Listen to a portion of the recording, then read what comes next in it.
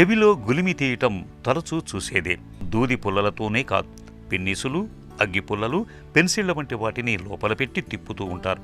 ఇలాంటి చిన్న చిన్న వస్తువులతో కర్ణభేరికి చిల్లుపడే ప్రమాదం ఉంది. నొప్పి, ఇన్ఫెక్షన్ తలెత్తొచ్చు. దీర్ఘకాలంలో వినికిడి తగ్గొచ్చు.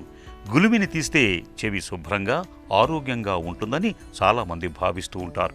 ఇది నిజం కాదు. వినికిడి బాగున్నంత వరకు దీన్ని తీయటానికి ప్రయత్నించద్దు. అలాగే వదిలేసినా ఏమీ కాదు. చాలా వరకు ఇబ్బంది ఏమీ కలిగించదు. నిజానికి మేలు చేస్తుంది కూడా. చెవులు తమకు తామే శుభ్రపడటానికి తోడ్పడుతుంది. కొంతవరకు సూక్ష్మక్రిముల నుంచి కాపాడుతుంది. దుమ్ము, హానికారక వస్తువుల వంటివి లోనికి వెళ్లకుండా అడ్డుకుంటుంది.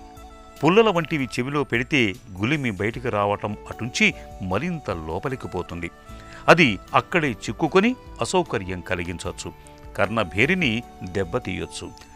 గులిమిని లోపలికి నెట్టడం వల్ల తలెత్తే ఇన్ఫెక్షన్, గాయం మూలంగా కర్ణభేరికి చిల్లుపడిన ఉదంతాలు ఎన్నో. కొందరికి మాత్రం తరచూ చెవిని శుభ్రం చేయాల్సిన అవసరం ఉండొచ్చు.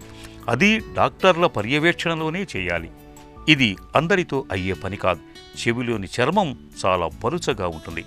చిన్నగా గీసుకుపోయినా పుండుపడే ప్రమాదం ఉంది. కాబట్టి గులిమిని తీసే ప్రయత్నంలో చెవిలో నొప్పి, చీము రావటం, వినికిడి తగ్గటం వంటి లక్షణాలు కనిపిస్తే వెంటనే డాక్టర్ను సంప్రదించాలి.